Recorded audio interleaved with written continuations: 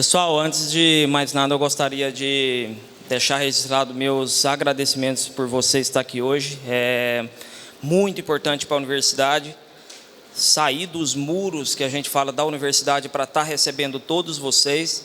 E o que eu achei bem legal, gostaria de compartilhar com todo mundo, é que ontem no jantar com os palestrantes, ficou bem legal a mesa, né? Porque tinha gente desde o sul até do norte do Brasil, então ficou bem bacana. E a ideia principal nossa aqui hoje é mostrar um pouquinho do componente lavoura dentro desse contexto que nós chamamos de sistemas integrados. Então, quando a gente analisa do ponto de vista da cadeia de suprimentos mundial, a gente vê que nunca estivemos num caos como estamos agora. A gente fala muito de fertilizantes, mas quem é produtor de grãos aí sabe que a cadeia de suprimentos ela apertou não só para grãos, mas geral, né? Muitos produtores me perguntam: professor, eu nunca achei que eu ia ter dinheiro para comprar algo e não achar aquilo para comprar. E hoje isso é o desafio, né? Por muito a gente já falava que esse dia chegaria, a gente não sabia quando. E ele chegou talvez mais rápido do que nós imaginávamos dentro desse contexto. E hoje, pensando em agricultura, pensando em pecuária, nós somos convidados a produzir alimentos e, ao mesmo tempo, chega a ideia da preservação ambiental, do carbono, metano e etc. Então, os desafios são cada vez maiores dentro desse processo. Desculpa. E dentro disso daí, só nos resta ter soluções. São tecnologias que nós estamos tentando equalizar para que nós possamos usar no Brasil todo. O conceito, muitas vezes, ele é o mesmo. Mas na forma de aplicar isso de norte a sul, pode ter certeza que ele pode ter as peculiaridades que nós precisamos prestar atenção nisso. Então, essas três vertentes, nós vamos ter que trabalhar. Que é aumentar a produção de alimentos, eficiência, é a palavra do momento, e impactos ambientais. Para ter resultados como aumentar os alimentos, lucro líquido e redução do carbono. E os sistemas integrados, dentro da sua parte conceitual, ela vem para tentar ajudar isso. E hoje, a minha proposta com vocês não é tratar do estudo da arte, que eu acho que já foi falado muito aqui, mas apresentar para vocês o que nós estamos fazendo. Estamos fazendo aqui em Mato Grosso, no quintal de Rondonópolis aqui. Então a ideia é apresentar, tá, alguns resultados que nós estamos obtendo, tá, com foco em lavoura. E quando a gente pensa dentro desse processo, e algo que eu aprendi não só na parte de pesquisa, mas também na prática, tá? Eu sou filho de produtor, estou dentro desse rol todo, é que a integração lavoura-pecuária ela não é tão simples quanto parece ser. Tá? Ela precisa ser aplicada com critérios, e isso eu falo como engenheiro agrônomo e pesquisador nessa área, que os grãos eles passam a ter resultado na medida que a fase animal ela é muito bem sucedida. Tá? Eu costumo falar para o meu pai, né, que não acreditava nisso. Nós temos 1.200 hectares, onde chegou um momento que eu visitei a fazenda do meu pai, vim para Rondonópolis para ficar mais perto, para a gente ter esse contato maior. E eu falei: pai, cadê o gado? Está nos 3 arrendamentos. Eu falei: uai, então só tem uma saída, pai. Só arrenda e vende a fazenda. E vende a fazenda.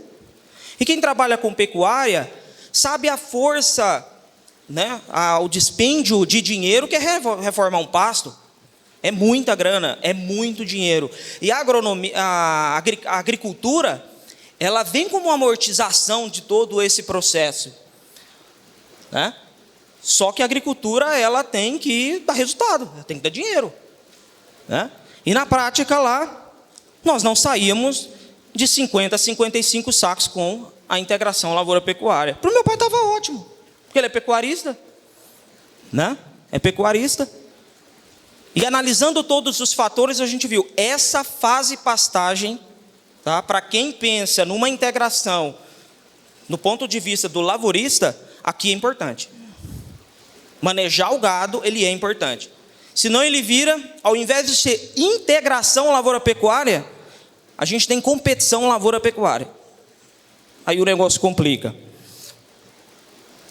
E aí, um dos nossos ensaios, tá? Que o protocolo feito no IMA, início em 2017, esse protocolo, ele em solos arenosos, embora é um solo arenoso de alta fertilidade, tá? Não quero que vocês se atentem tanto aqui, mas enfim, aqui eu tenho soja, pousio, e aqui eu tenho os sistemas integrados. Eu tenho pastagem consorciada e o animal. Tá bom? Então, vamos ver o que nós encontramos nesses resultados. Aqui, em 2018, 19, né, nós tivemos a soja. E esse foi o nosso resultado. Né? O que nós tivemos? 9 sacas de soja de diferença. 9 sacas de soja. Para mim, que eu trabalhava muito com plantio direto, a gente faz plantio direto 3, 4, 5 anos para ter resposta. E eu cada vez mais acredito muito na hipótese que, ou no fato, o animal, nos sistemas integrados, ele acelera o processo do plantio direto. Ele acelera as respostas que nós temos no aumento de produtividade. E nisso nós tentamos analisar a produtividade do algodão, né? Falei, vamos para uma cultura que tenha uma exigência maior. Quem trabalha com algodão aí sabe disso. Algodão é alta fertilidade. Algodão precisa de raiz. Olha só o nosso resultado. Quando partimos da soja pousio no ano anterior, ganhamos 146 arrobas por hectare. Ah, mas aí é covardia, professor. Vamos deixar esse negócio mais equilibrado. Quando eu tenho pastagem, aqui ó, pastagem consorciada, mas eu não tenho um animal, e quando eu coloco o animal, o que eu ganho? 53 arrobas por hectare. Tá? Isso aqui, você multiplica por 0,4, 0,39 para transformar em pluma, a gente vê o potencial que essa tecnologia tem de gerar renda. E aqui, pessoal, para quem é agricultor, sabe bem disso aqui. Eu estou falando de algodão, uma planta extremamente exigente. E aqui a gente vai tentar, né, entender o que aconteceu para esse ganho de produtividade. Né? Num primeiro momento, né, a gente tem o carbono orgânico total, a gente já começa a ver essa diferença. Ó. Aquilo que em outras palestras já foram mostradas aqui. E um detalhe é quando a gente avalia a matéria orgânica particulada, que é aquela matéria orgânica que foi parcialmente decomposta. Aí que a diferença é grande. E o micro-organismo, aquele micro-organismo que realmente começa a fazer as coisas acontecerem, ele se alimenta disso aqui. Ele se alimenta disso daqui. E imagina numa pastagem que eu tenho 5 espécies crescendo ao mesmo tempo, o fator que isso pode gerar. Tá? E aí vem a importância, vou mostrar uns slides mais à frente, quando a gente pensa em consorciação de pastagem, que a gente fala muito de adubação nitrogenada, adubo químico, essa coisa toda. Mas talvez chegou o momento da gente pensar com maior carinho na consorciação de espécies nas nossas pastagens. Inclusão de uma leguminosa, inclusão de uma poligonácea e por aí vai. Tá? Eu acho que esse pode ser um caminho pensando em eficiência dentro do contexto atual que nós vivemos. E aqui, quando eu falo do nitrogênio, né, na matéria orgânica particulada, olha a diferença. gigante. Tá? E aí a gente pensa a seguinte situação. Quem é aí lavorista do plantio direto tem sempre uma ideia, né? Plantio direto, quanto mais palha, melhor. Eu já penso naquela palhada de braquiária, aquela coisa linda, um palmo, aquela coisa. Será que isso condiz com realidade em termos de produtividade? É algo que nós precisamos refletir. Precisamos refletir em palha, pensando em lavoura, na qualidade desse resíduo orgânico. Muitas vezes a gente se preocupa muito com o carbono, mas o maior problema na formação de matéria orgânica, já foi falado, a Tangriani falou sobre isso, é nitrogênio. É nitrogênio. É nitrogênio. Tenho dados de plantio direto, mostrando que algumas leguminosas, na fase de implantação de um plantio direto, ele tem maior resposta em aumento de produtividade do que as próprias gramíneas. Depois isso se inverte. O tanto que os nossos solos têm problema com essa questão do N. Aqui um protocolo desenvolvido na UFR, hoje do GPISE é o nosso protocolo mais antigo, em 2013. Tá? Vamos falar um pouquinho para vocês desses resultados. Ele tem 9 tratamentos, vamos dizer assim. Então, o que eu fiz aqui foi compilar dentro do contexto do evento uns resultados para a gente estar mostrando para vocês. Aqui eu desenho produtividade de soja. Esse ensaio ele é soja todo ano no verão. E na safrinha se alternam os tratamentos. Tá? E aqui o que a gente vê? Aqui é o padrão Mato Grosso, né? Soja, safra, milho, safrinha. E quando a gente simplesmente colocou uma braquiária, esses dados é dos 2 últimos anos, do 6º e 7º ano de condução desse ensaio. Olha a diferença de resultados que nós temos. Lembrando que quando eu falo de 11 sacas de soja, o produtor de grão sabe disso, quando eu transformo isso em milho, eu posso multiplicar por 2. São 22 sacas por hectare. Então dá para fazer sistema, dá para pensar diferente, sair da casinha, refletir, para a gente tentar ter uma agricultura cada vez mais produtiva. E aqui é um termo que a professora Tangriani falou bem, eu gostaria de chamar a atenção de algumas coisas nesse sentido. E aqui nada mais é do que uma proposta soja, né, no mês de outubro. Lembrando, pessoal, que eu tentei montar essa palestra, sistemas integrados, bem para o produtor, que ele é produção de grãos, né, que ele preconiza. O sistema ele é diferente, o cara que é pecuarista, num primeiro plano, a integração lavoura-pecuária dele é diferente do cara que é agricultor e ele quer entrar com pecuária. Né? Então, pensando em soja, todo mês de outubro, a gente tem o animal durante a entre-safra. E o que eu queria chamar a atenção disso? Tá? Isso aqui é uma compilação de dados do experimento que eu acabei de falar para vocês. Os resultados são os seguintes, quando eu penso na ciclagem de nutrientes. Nós avaliamos na fitomassa, na palha sobre o solo, a quantidade que esse nutriente sai da palha e entra para o sistema solo. Não quero dizer que vai estar disponível, mas pelo menos já iniciou o processo. O que eu tenho? Tá? Quando eu falo de nitrogênio, fósforo e potássio, se eu fizer uma dessecação pré-plantio, o que é uma dessecação pré-plantio, pessoal? Essa é a dessecação em setembro. Eu vou dessecar e vou plantar soja. Então, eu avaliei no momento que eu dessequei a soja, que eu manejei a soja. O que eu tive de resultado? Se eu chegar a fazer esse tipo de manejo, eu tenho a liberação de 20% do nitrogênio e fósforo e 78% do potássio até o início do enchimento de grãos.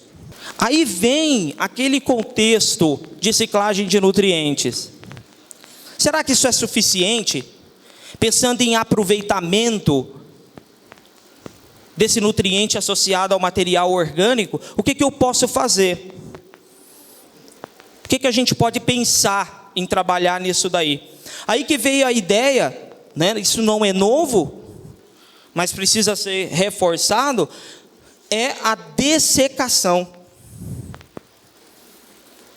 Nós estamos vendo nesse ensaio, e também conversando com alguns produtores, que têm comprado a ideia, é que a dessecação antecipada, o resultado é o seguinte: eu aumento para 50% a liberação de nitrogênio e de fósforo, e o potássio 84%.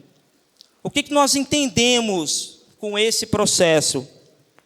Que nós temos uma liberação de nutrientes mais precoce, e que isso pode estar em sincronismo maior com a soja que está vindo depois.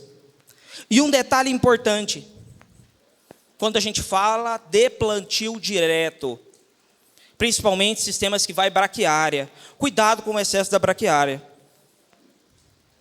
porque ela atrapalha na plantabilidade e ela vai reduzir, muitas vezes, o seu ciclo vegetativo em 2, 3 dias, porque a soja estiola e você perde produtividade. E hoje que nós estamos trabalhando com soja precoce, estamos falando de soja de 100 dias, 2 dias de ciclo vegetativo é muita coisa. Tá? Então precisamos refletir sobre esses momentos de dessecação. E quem pensa em milho? Aqui é uma tecnologia que não é nova, mas há uma pergunta que sempre chega. Só no milho, quando eu faço a consorciação, hoje os mais difundidos é braquiária, é crotalária, né, que é o que nós mais temos aí. E aí veio a ideia de fazer um trabalho de dissertação de mestrado, já foi defendida pelo Rafael. Nós pegamos 20 híbridos dos mais usados em Mato Grosso, consorciamos com braquiária e solteiro e avaliamos. Resumo, o que nós chegamos? Tá? Quando eu tenho o milho com braquiária, aí que vem o interessante, repetimos isso num resultado totalmente fora do que a gente talvez imaginávamos, nós tivemos no milho um aumento da quantidade de nutrientes na biomassa da cultura. Só que foi interessante, porque eu falei, Rafael, não pode, isso aqui eu esperava totalmente diferente. Eu falei, não pode isso. Eu esperava que uma braquiária fosse, né, um pouquinho pior. Né? Mas falei, não, vamos medir a produtividade do milho. De fato, quando eu tenho, né, a braquiária consorciada, eu perdi 5,2 sacas. Mas uma informação que não está aqui, mas ela é importante. Tem alguns híbridos que aumentaram produtividade quando estava com a braquiária.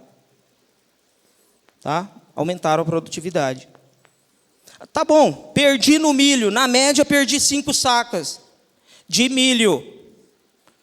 E a soja que vem depois, eu ganhei 8,2 sacas de soja onde eu tinha a braquiária. E aí é só fazer conta. O que vocês preferem, 5 sacas de milho ou 8 sacas de soja? A conta fica simples. Tá? Aqui, o efeito da diversidade florística, né, vamos dizer isso, nos nematóides. Aqui é uma pergunta que sempre chega, professor, e os nematóides? E os danados do nematóide? Né? É o terror dos agricultores. Porque é uma praga que muitas vezes você não compra um inseticida, um nematicida, para falar, vou resolver o meu problema semana que vem. Não. Não. O nematóide é um problema que você vai criando. Né? Você vai tendo o problema ao longo do tempo. O que talvez alguns produtores não saibam é que os nematóides já estão lá antes que vocês imaginavam a plantar soja.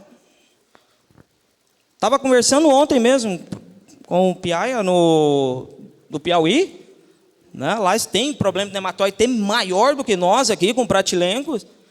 Né? Enquanto eu estava lá, nós paramos na beira da rodovia, pediu o motorista da universidade para falar, para aí. Fui lá no cerrado e coletei a amostra de solo. 2.000 indivíduos. Eu falei, Jesus, nunca vi isso. Num cerrado nativo, não. Não. Então o problema já está ali. O que é a mensagem que deixa? É que nematóide, você não some com ele, você convive com ele. É impossível sumir com ele, porque ele já é do ambiente.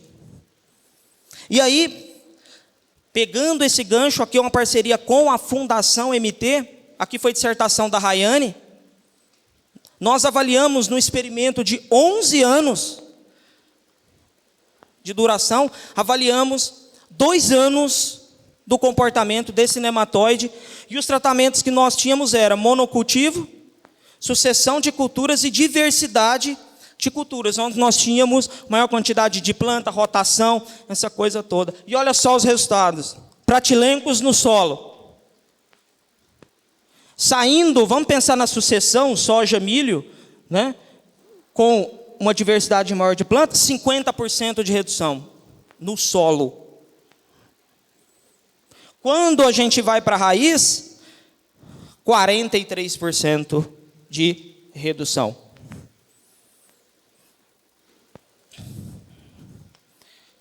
Agora, o mesmo trabalho, só que no cisto, né? O que nós vemos? A redução no solo é ainda maior, 58%.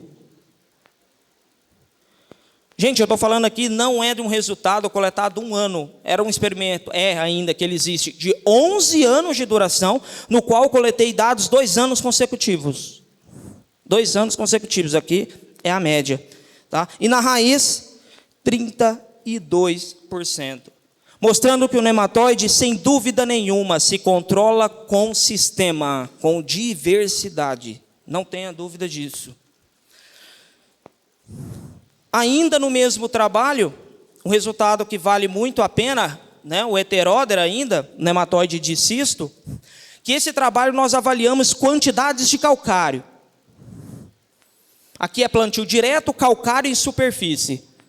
Porque não dá mais para incorporar, nós temos que aplicar em superfície. E aí é que vem os dados ainda mais impactantes. Chamo a atenção para essas setinhas vermelhas. Nas doses maiores de calcário, olha o que aconteceu com a população do nematóide, do cisto. Então, para produtores que têm cisto na área, cuidado com doses excessivas de calcário em superfície. Muito cuidado. Tá? E aqui, o heteródera na raiz. Olha só o resultado. Aumentou. Cuidado com doses excessivas de calcário. E claro, vamos ver o que aconteceu com a soja. E aqui é o resultado. Produtividade da soja. Os 2 anos que nós avaliamos, onde eu tinha diversidade de culturas, produzi mais de 1.000 quilos de diferença em soja. Multiplica isso ano após ano. E quando a gente vai para o calcário, olha a produtividade. 8 toneladas, produzir mais? Não. Quase, né? Começou a até cair aqui, né? Uma linear negativa aqui. E quanto aos bioindicadores desse mesmo trabalho, olha só, né? Adicionei mais carbono, obviamente a beta-glicosidase aumentou. E a matéria orgânica, obviamente, também teve um aumento. Aqui uma figura clássica do GPISE. Pessoal, isso aqui não é montagem, tá? Quem fez isso, né?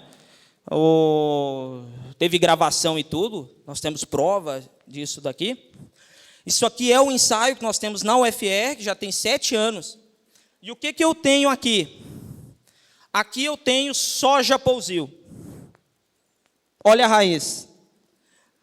Poxa, até bacana, 20 centímetros, né? Quando o pessoal começou a furar, lá eu falei, uai, o capim-colchão é bom. Agora eu estou entendendo, né, que dentro das plantas daninhas o capim-colchão responde à produtividade. O problema é quando começou a furar de 20 para baixo. Aí a diferença veio. Nesse caso aqui nós temos 4 espécies consorciadas ao mesmo tempo. E com certeza, aqui se furássemos mais, daria toda a diferença. E a raiz é a alma do negócio. Seja para a soja e muito mais para o algodão, que o algodão não tolera camadas compactadas. Tá? E nas nossas avaliações, uma informação bacana, aqui nós temos guandu, pessoal, um tanque de guerra para descompactar solo. Né? Não me deixem mentir, meus alunos, né? Aqui que tá, olha, coletamos anéis e eles furavam, literalmente, o guandu não faz curva, para que ele cresce em linha reta. E aonde o guandu crescendo, a braquiária indo aonde ele estava. Então, esse parece, na minha visão, ser o caminho do plantio direto em sistemas integrados. E aqui também não é montagem, pessoal, são fotos dos nossos ensaios. Tá? Nossa, professor, mas acontece isso aqui? Acontece, vou dizer. A partir dos 5 anos, nós conseguimos ver isso aqui. Agora, praticamente todos os anos, se você for lá, possivelmente a gente vai conseguir já observar. Né? Fungos até na superfície da própria palha. Né? E aqui a gente chega nos extremos, né, pessoal? Também não é montagem. Tá? Também não é montagem. Soja, né? Até a natureza reconhecendo, né? Achei até engraçado compartilhar isso com vocês. Bom, acho que o meu tempo está indo, né? Acho que já foi, né? Bom, pessoal, eu peço licença para vocês para agradecer esse time, que tudo isso que nós mostramos, tudo isso que vocês estão presenciando, de resultados, toda essa recepção, todo esse evento, todo esse carinho que nós estamos fazendo esse evento, é para vocês, que vocês curtam mesmo. Tá? Nós dependemos desse time. É um time que... Tá, pessoal? Olha o tanto de gente que tem aqui. São gente batalhadora que realmente quer fazer a diferença. E isso só é possível por causa deles. Eu e o Ed Carlos, nós intermediamos o processo. Mas, realmente, é esse pessoal que faz toda a diferença. Eu gostaria de agradecer, meu tempo já foi, e estamos abertos aí a parcerias, a Aliança CIPA, a universidade, para receber vocês e a gente poder estreitar os nossos laços cada vez mais. Muito obrigado, gente.